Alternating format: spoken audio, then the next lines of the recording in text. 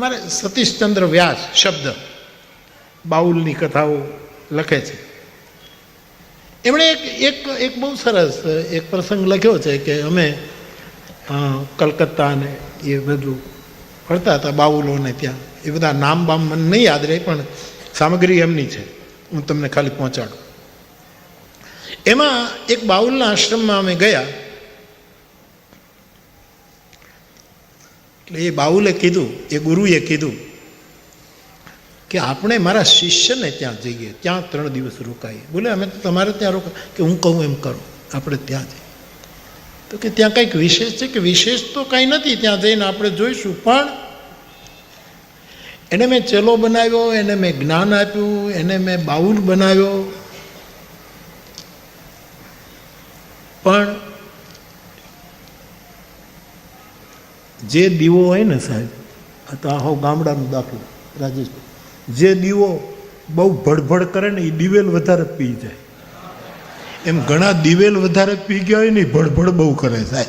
ત્યારે સમજવાનું કે આ દિવેલ વધારે ખાઈ ગયો છે સાહેબ, અને ચીમનીને ફોટાને કાળું કરી નાખે, અને એના ધુવાડાય કાળા રંગના હોય. નહીતર અગ્નિની કેટલી જીહવા છે ઉપનિષદોમાં, આટલી જીભથી અગ્નિ. હું તો અગ્નિ પાસે બેસી રહું છું એટલે ક્યારેક એ દર્શન કરું છું.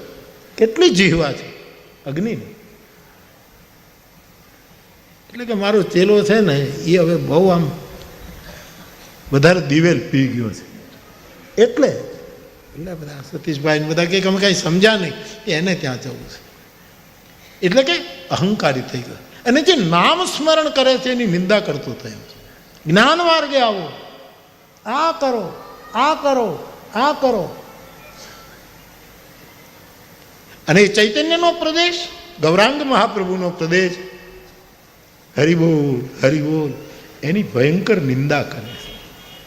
એટલે જે માટલાને મને એમ કે તડકામાં પાકી જશે એટલે નિભાડામાં ન, આ એના શબ્દો બાઉલના, જે માટલા મને એમ કે તડકામાં પાકી જશે વાંધો નહીં આવે એટલે મેં નિભાડામાં નહોતા નાખ્યા અને બાજુ મૂક્યા હતા. એ માટલાને પાછા મારે નિભાડામાં નાખવા જવું છે. એ મારા આશ્રિતને મારે પકાવવું છે. એટલે આ બધા ગયા હતા, એને તો વધારે રસ પડ્યો કે પછી તમારો ચેલો આટલો કીર્તનનો વિરોધ કરે, નામનો વિરોધ કરે, કોઈ માળા ફેરવે, કોઈ હરિહરિ કરે, એની ટીકા કરે, તો તમે એને ઠપકો આપશો? અને બાઉલે શું જવાબ આપ્યો કે હું જો ઠપકો આપું ને તો મારું ગુરુપણું લાજે, હું એનાથી નાનો થઈ જાઉં, મારે મારું કદ ઘટાડવું નહીં. પણ અમારા બાઉલને કહેવાની આખી રીત જુદી હોય, અમે જુદી રીતે એને સમજાવી. બધાને સ્વાભાવિક રસ પડ્યો. શબ્દ સાહેબ કહે છે કે અમે ગયા પછી તો ઓલો શિષ્ય ને બીજા 4 જણા બહુ રાજી થયા. ગુરુ આવ્યા, જય ગુરુ કહીને પ્રણામ કર્યા, બેઠો. એ લોકો માધુ કરી લઈને ભિક્ષા કરતા હોય છે, ભિક્ષા. એટલે ગુરુજીને પૂછ્યું, એ બાઉલે જે જાદુ દિવેલ પી ગયો હતો એને પૂછ્યું કે ગુરુજી શું પ્રસાદ ગ્રહણ કરશો?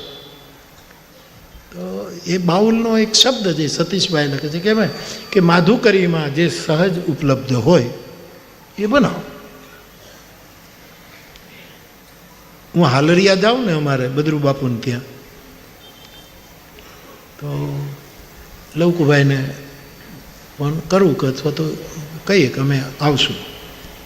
અને 2 ગાડીમાં 5-7 જણા આવીશું લવકુભાઈ. એટલે કાંઈ બહુ બીજું કાંઈ નહીં કરતા, કાંઈ બહુ ખાલી. તો એ મને એમ જ કહે કે એ બાપુ તમે રહેવા દો, અમે અમારી ફર પ્રમાણે કરીશું, એ તમારે નહીં વિચારવાનું, તમે આવો, અમારી જેવી ફર એવી કરશું.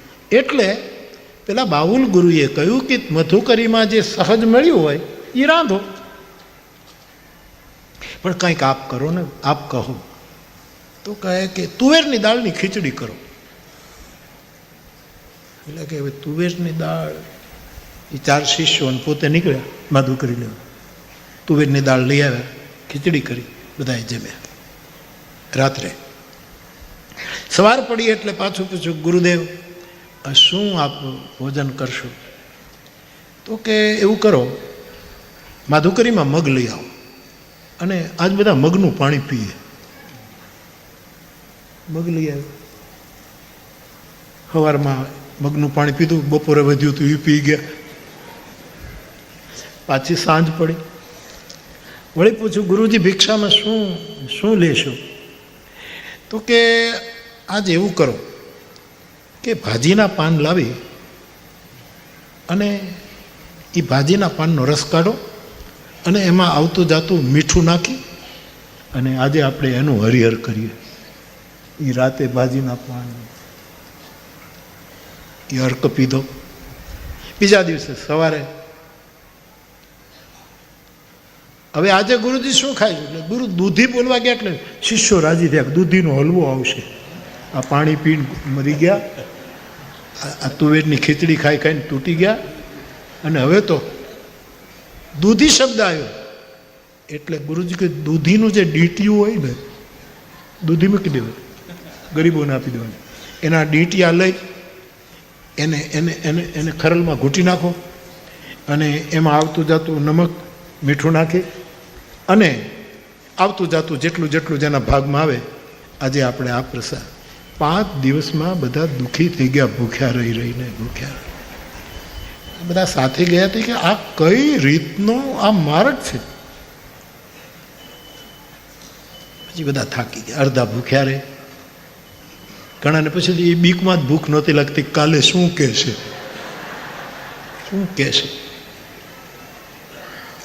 છેલ્લે દિવસે કહે છે કે બંગાળમાં આપણે ભાત ખાવા ટેવાયેલા છીએ, કારણ કે બંગાળમાં ભાત સહજ પાકે છે, સરળતાથી આપણે મેળવી શકીએ છીએ અને પચી પણ જાય છે. આજે આપણે એ ભાતનું નામ લીધું એટલે બધા બહુ રાજી થઈ ગયા, કારણ કે એનો મૂળ ખોરાક. બહુ રાજી થઈ અને ભાત રંધાયો ચાવલ, બધાએ બહુ પેટ ભરીને ખાધું. પછી બધાએ કીધું કે તમે તો આ વધારે દિવેલ પી ગયો તો એને ઠપકો આપવા આવ્યા હતા. મારી આ રીત છે ઠપકો આપવાની, હું મૂર્ખ નથી, તમે અમારા મહેમાન છો. મગનું પાણી પીવડાવું, તુવેરની ખીચડી, એવો હું પાગલ નથી. પણ જપ કરો, તપ કરો, વ્રત કરો, યજ્ઞ કરો, નાચો, પદ ગાયન કરો, બેંગોલીમાં ગાઓ, બધું કરો, તમારું વાદ્ય વગાડો, શ્લોકો બોલો, એ બધું કરો. પણ આપણો અસલી ખોરાક તો હરિનામ સંકીર્તન છે સાહેબ. આ ગૌરાંગની ભૂમિ છે, આ ચૈતન્ય મહાપ્રભુની ભૂમિ છે. એટલા માટે આપણો મૂળ તો આ ખોરાક છે. એમ કહીને એમણે પોતાના અને પછી જાર જાર રડી અને પેલો શિષ્ય એમ ખાલી એણે એટલું જ કીધું કે હવે થોડુંક દિવેલ પૂરતા જાઓ, હવે ભડભડ નહીં થાવ, હવે હું મધમ રહીશ, હવે એના દિવ્ય પ્રકાશમાં હું